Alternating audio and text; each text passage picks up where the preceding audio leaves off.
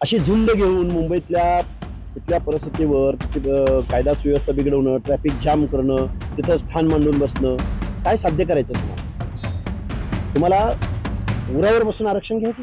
मग तुमची तेवढी धमक आहे, तुम्ही आरक्षण कशाला मागताय? मुख्यमंत्र्यांना टार्गेट होत असताना अजितदादा पवार आणि एकनाथ शिंदे टाळ्या वाजवत आहेत, त्यांना गुदगुल्या होत आहेत, याचं उत्तर आम्हाला कळलेलं नाही. मी आता तिकडे चाललोय, त्यांच्यात थोडी जर धमक असेल तर त्यांनी यावं, आम्हाला जाळावं. आम्ही या गोष्टीची वाट बघतो. ओबीसीच्या आरक्षणासाठी जर मला कोण जाळत असेल तर मी जळून घ्यायला तयार आहे. आपल्यासोबत ओबीसी नेते लक्ष्मण हाके आहेत.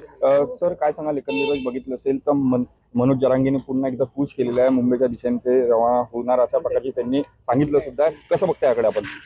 मुंबईकडे कूच केलंय म्हणजे काय केलंय? मुंबईकडे कूच केलंय म्हणजे काट्याकुराडे घेऊन चाललेत काय?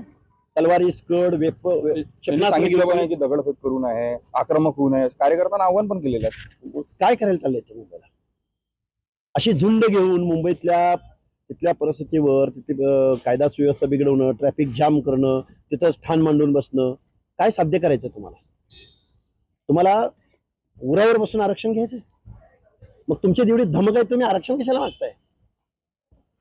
आरक्षण कोण मागतो? शोषित, पीडित, वंचित, ज्याचे हक्क अधिकार डावलले गेलेले आहेत, ज्याला प्रतिनिधित्व भेटत नाही, त्यांचं आरक्षण आहे, त्यांच्यासाठी आरक्षण आहे. एवढी दादागिरी करणाऱ्या माणसांना आरक्षण असतं का? तेच बोलतायत एक आणि करतायत एक, तेच त्यांनाच हे प्रश्न विचारले पाहिजे. मुख्यमंत्री देवेंद्र फडणवीसवर एका अर्थाने बघितलं असेल त्यांच्यावर टीका होत आहे, त्यांना टार्गेट केलं जात आहे. कसं बघताय याकडे? मुख्यमंत्र्यांना टार्गेट होत असताना अजितदादा पवार आणि एकनाथ शिंदे टाळ्या वाजवत आहेत, त्यांना गुदगुल्या होत आहेत, याचं उत्तर आम्हाला कळलेलं नाही. जेवढ्याला तुमचा पुतळा जाळण्यात आलेला आहे. हे बघा, मुख्यमंत्री महोदयाला शिव्या दिल्या जात असताना अजितदादा पवारांच्या आमदारांनीच आपला पुतळा जाळला. मी आता तिकडे चाललोय, त्यांच्यात थोडी जर धमक असेल तर त्यांनी यावं, आम्हाला जाळावं. आम्ही या गोष्टीची वाट बघतोय. ओबीसीच्या आरक्षणासाठी जर मला कोण जाळत असेल तर मी जळून घ्यायला तयार आहे.